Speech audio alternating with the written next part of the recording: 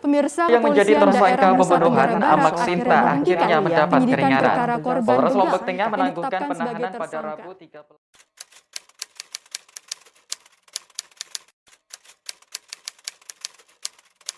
Kalau dari aku sendiri sih aku sedih ya, karena kan negara kita tuh negara hukum sebenarnya. Kenapa kok bisa si korban ini dijadiin pelaku, padahal kan dia cuma ngebela diri. Aneh aja sih. Mungkin harus lebih ditegasin lagi hukum-hukum di Indonesia. Korban jadi tersangka, Betul. sebenarnya aneh ya. Terus kasihan juga masa udah jadi korban, tersangka juga udah apes jadi tersangka. Itu kan karena mungkin dia pembelaan diri ya, tapi kan sebenarnya pembelaan diri itu boleh, asal jangan melampaui batas gitu sih. Speechless sih, maksudnya aku bisa ya, saya anak SD juga masih mikir udah tahu di mana baik mana buruk. Ini tuh seorang polisi, jadi dia kan sudah dibekali ilmu dong. Masa nggak bisa mengerti gitu mana yang baik, dari mana yang buruk, mana yang salah, mana yang benar gitu loh.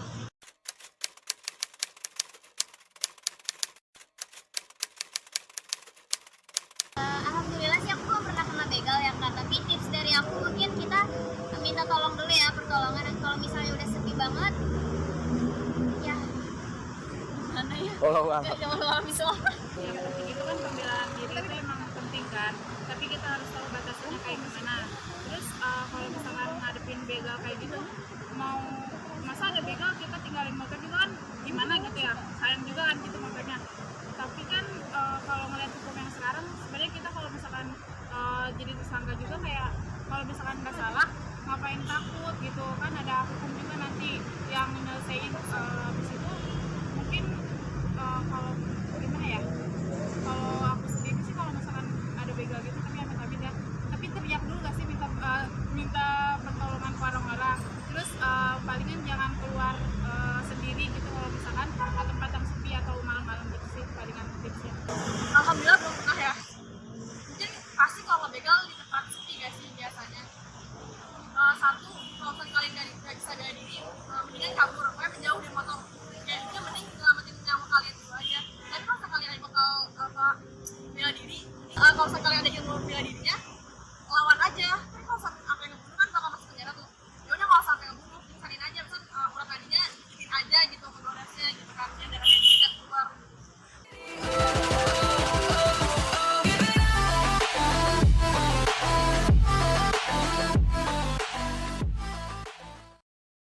Assalamualaikum warahmatullahi wabarakatuh. Waalaikumsalam warahmatullahi wabarakatuh. Kembali lagi bersama kita di channel Ada Apa Sih Sebenarnya. Nah, tadi kan teman-teman udah sama-sama lihat cuplikan pertanyaan-pertanyaan yang diajukan kepada orang-orang gitu. Nah, sekarang kita juga akan membahas nih tentang masalah di mana ada kasus itu ada seorang yang begal, ya, ada kumpulan atau komplotan orang yang pembegal gitu ya. Dia tuh membegal seorang, dan seorang itu justru malah membunuh orang yang ngebegal dirinya tersebut gitu. Jadi tersangka. Dan jadi tersangka setelah melakukan pembunuhan untuk membela dirinya. Dia melawan. Iya, justru dia malah dijadikan tersangka gitu. Oh, dan kena tangkap. Nah, dan sekarang masih dalam proses pengadilan mungkin ya, kena tangkap gitu. Nah, kita akan membagikan atau share gitu ya, bagaimana sih tanggapan kita mengenai hal tersebut gitu. Karena itu memang di pikiran semua orang pun akan menjadi suatu hal yang amat sangat menjanggal, Banget rancu gitu ya. Dia kena begal nih, maksudnya dia korban nih. Kalau misalkan bahasa kasar saya dulu, maksudnya setahu saya itu, kalau kena begal tuh kalau kita nggak ngelawan atau kita nggak ngebunuh, itu kita yang kena bunuh. Iya. Terus benci orang begal dulu gitu. Karena memang itu dalam situasi genting ya, dalam keadaan kita nih di antara dua pilihan. Pilihan kita mau melanjutkan hidup kita gitu, atau kita mau melanjutkan hidup kita, atau kita membela diri kita untuk kehidupan selanjutnya gitu. Karena itu posisinya yang ngebegalnya itu, kalau bagi yang belum tahu gitu ya, yang ngebegal itu ada 4 orang.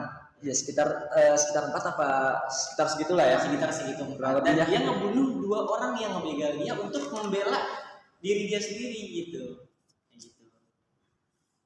Oke, kalau menurut saya pribadi ya, ini sedikit menarik, maksudnya nih logikanya aja gitu. Logikanya nih si orang ini kena begal nih, udah terdesak gitu loh.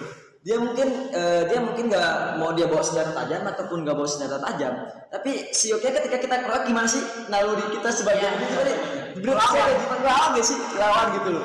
Dan kita tuh kan ngelawan buat diri kita sendiri. Gimana caranya kita ini selamat. Kadang begal tuh nggak cuma pengen ngambil motor kita doang, tapi biar dia nggak ketahuan disikat juga gitu. Jadi ketika si korban ini dia berhasil selamat dan berhasil melumpuhkan semua pelaku begal ini, menurut saya kok bisa jadi tersangka tuh logikanya seperti apa gitu ya. Mungkin maksudnya gini, mungkin adalah ya saya juga pernah dengar gitu ya, pokoknya semua tindakan apapun yang misalkan itu membunuh nyawa orang itu semua masuk dari narapidana, mau dia benar ataupun salah. Tapi kalau kita pikir-pikir lagi gitu kan, ini kayak masih coba dipikirin lagi lah kepada para pemimpin kita untuk undang-undang seperti ini, coba ditelaah lagi gitu, seperti apa kalau kejadiannya seperti ini. Itu sih Bang, menurut saya pribadi sih. Menurut Bang Firman gimana ya? Kalau menurut gue sih ya, itu masih rancu ya, hukum itu masih rancu. Dalam arti ketika memang itu kan termasuk dalam perampokan atau pencurian kan ya, itu termasuk kriminalitas mas. Sewajarnya memang dia melawan. Tapi mengapa ketika dia melawan malah jadi tersangka? Itu yang masih menjadi janggal hukum saat ini gitu. Mungkin mengapa orang itu jadi tersangka juga mungkin ada sangkut pautnya dengan hak asasi manusia, mungkin dengan sebuah istilah kemanusiaan seperti itu. Memang sebuah pembunuhan itu walaupun kita membela juga termasuk hal yang tidak dibenarkan juga mungkin ya. Karena memang membunuh gitu walaupun dalam keadaan dia tuh membela. Tapi kalau sebaliknya nih Bang, gue balikin nih Bang ya. Misalnya yang dibunuh korbannya udah keambil motornya dibunuh, itu gimana? Hak asasinya siapa itu? Maksud gue ini kayak coba deh pada ini nih harus dipikirin lagi gitu. Jadi maksudnya gini, jadi harus seperti apakah jalan keluar? Iya gitu loh, harus benar-benar kelar lagi karena ini nggak 1-2 kali terjadi Bang. Pernah dengar juga nih, mungkin abang pernah dengar juga ada anak gitu kan ya, anaknya kemudian orang tuanya ini diperkosa. Si anaknya membela dong, otomatis dong. Iya. Bayangin aja bahasa kasarnya adik kita aja diambil sama orang lain, kita membela kasih bela. Pasti nggak terima. Iya, ini ibunya dihabisin si orang ini.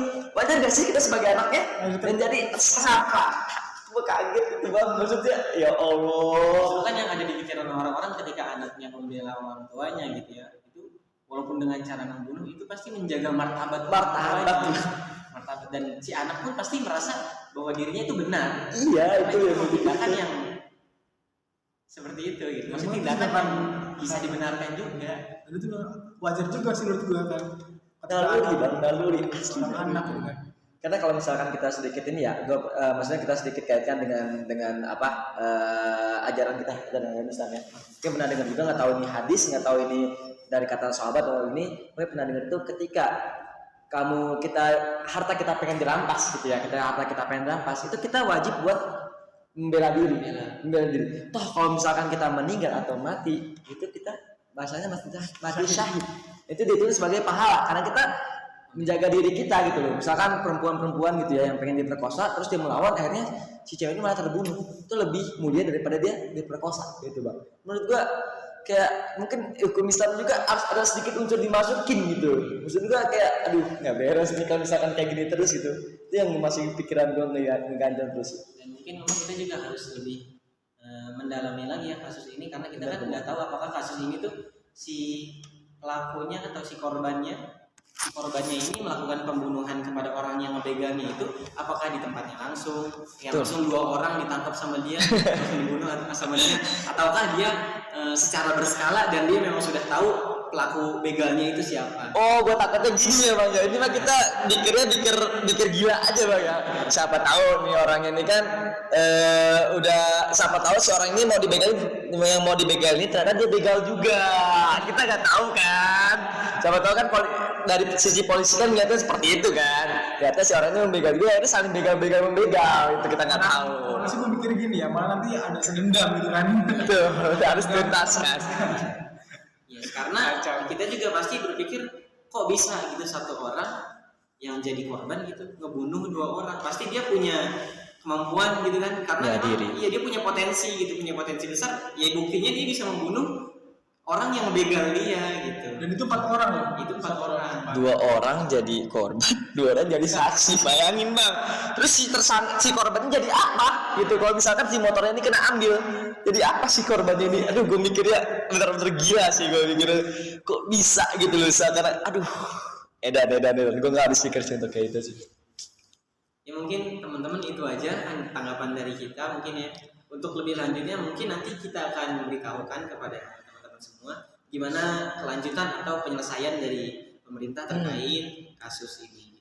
Oh iya bang, gue baru dapat info nih, katanya si korban nih udah dilepaskan. Oh, dilepaskan. Tapi tetap kasusnya dalam penyelidikan terus. Nah ini sih menurut gue, kalau gue lihat-lihat di internet itu katanya ini kurang dari intinya tuh si polisi ini kurang teliti lah dalam bertanya itu mungkin sih. Nah mungkin bang, sebelum kita tutup juga nih, mungkin abang-abang semua punya tips lah gitu, atau punya pengalaman gitu kan, gimana sih cara kita ketika kita dibegal itu apa yang harus kita lakukan gitu, daripada kita membunuh masuk penjara kan, mending kita kayak apa yang harus kita lakukan, mungkin dari abang-abang semua, dari bang Firman gitu. Menurut gue sih misalkan kalau kan begal kan biasanya muncul malam hari ya, tempat sepi. Nah misalkan kalau kita memang kita melewati jalan sepi itu, kita tidak perlu mancing kayak misalkan pakai motor bagus atau perhiasan, itu kan itu memancing begal untuk mencuri kita kan. Nah, itu kita layaknya penampilan seperti biasanya aja gitu. Sih mengurangi salah satunya. Oke, betul. Kalau dari gue sendiri bang ya, kalau dari gue ketika memang kita nih misalkan kayak main, kita anak muda nih ya, biasanya kalau main kan pulang tuh apalagi hari libur nih, pulang malam. Nah menurut gue kalau misalkan memang kita tahu nih daerah kita ini mungkin sepi ya, mendingan kita nggak usah pulang dulu deh, mendingan kita nginep ke rumah teman. Atau misalkan kalau misalkan kita pengen pulang juga, minimal ada teman lah, ada temennya gitu. Jadi kayak saling ngeliatin gitu loh. Padahal kan kita lagi tiba-tiba nggak nyadar, tiba-tiba udah ada samping kita aja. Setidaknya kalau ada teman gitu kan kita masih ada kayak buat rasa nggak takut lah gitu. Itu sih kalau menurut dari gue sendiri sih bang. Kalau menurut saya sendiri kan memang kayaknya begal itu melakukan aksi kalau ada kesempatan gitu. Karena ada orang-orang itu bilang kalau misalkan ada kesempatan walaupun dalam kesempitan gitu, pasti ada aja gitu kasus. Nah, yang pertama yang harus dihindari, benar kata Firman tadi, kita harus menghindari tempat-tempat yang istilahnya rawan gitu. Sekiranya kita naik motor itu sendirian gitu ya, ya kita harus menghindari lah tempat-tempat yang sepi, itu jalanannya sepi, nggak ada siapa-siapa gitu. Nah terus juga untuk kalau misalkan kita jadi korban nih, istilahnya kita dibegal sama orang, apa yang harus kita lakuin gitu? Kalau udah terjadi gitu ya, kalau udah terjadi, yang pertama kita harus lari aja mungkin, lari ya. Karena begal itu kan naik motor ya. Bener. Itu naik motor, pertama kita lari dulu. Kalau benar-benar dia ngejar kita, karena memang motor itu kan masih bisa dibeli lagi lah. Nyawa. Ya pertama mungkin cara terbaik itu lari dulu. Entah kemanapun kita lari gitu. Kan dia juga punya kemungkinan lari ngejar kita, dan di situ kita punya peluang gitu buat entah kita ketemu warga di jalan ketika kita lari gitu kan. Nah pertama itu kita lari dulu, itu yang paling utama. Nah yang kedua, ketika kita udah benar-benar terdesak gitu ya, lari pun nggak bisa, baru kita melawan di situ. Iya melawan, karena begal itu udah pasti punya kemungkinan buat ngebunuh. Pas udah dia sajam lah gitu ya, entah sajam, entah apa namanya, entah senjata api kan kita nggak tahu tuh. Bukti dia udah nggak punya ketakutan aja dia melakukan begal gitu, apalagi buat ngebunuh orang. Itu mungkin hal yang mudah banget buat mereka. Gitu. Benar. Karena memang kaum muda sekarang itu karena krisisnya pengetahuan gitu ya, karena krisisnya akhlak juga, ya mereka itu udah semena-mena hidup ini, melakukan apapun yang mereka mau. Apalagi zaman kayak sekarang ya bang, zaman susah banget gitu ya. Tapi kalau gue pribadi sih, menurut gue nih, bela diri itu penting bang. Bela diri itu penting dari semua kalangan, mau dari cewek, mau dari cowok, itu semua penting. Dan gue senang banget untuk sekarang ini lagi banyak maraknya untuk perempuan itu mulai banyak belajar bela diri, karena ini memang mulai harus dilakukan gitu ya, mulai dari banyak pelecehan seksual untuk wanita gitu kan, baca, dan tindak kejahatan ini perlu. Jadi untuk teman-teman semua mungkin bisa ya, kita semua untuk belajar bela diri, untuk bentengin diri kita sendiri dulu lah. Setidaknya gitu kita punya satu tameng lah yang ada diri kita ya, mungkin banyak. Udah masih bisa nangis sedikit lah toh, fisik lah biar bisa lari kenceng kan bang, kita nggak tahu kan gitu kan. Ya mungkin kita juga udah panjang lebar sih terlalu seru gitu ya, karena memang diskusi ini memang memerlukan waktu yang panjang. Iya. Ini terkait kasus yang polisi saja masih bingung, masa penyelidikan, apalagi kita yang hanya bisa mengomentari gitu kan. Tapi kan setidaknya kita mengomentari ini ya bisa siapa tahu menjadi bahan pendidikan lagi oleh para polisi-polisi atau para pemerintah lah, gimana caranya kasus ini udah ada hukumnya gitu loh. Jadi udah kayak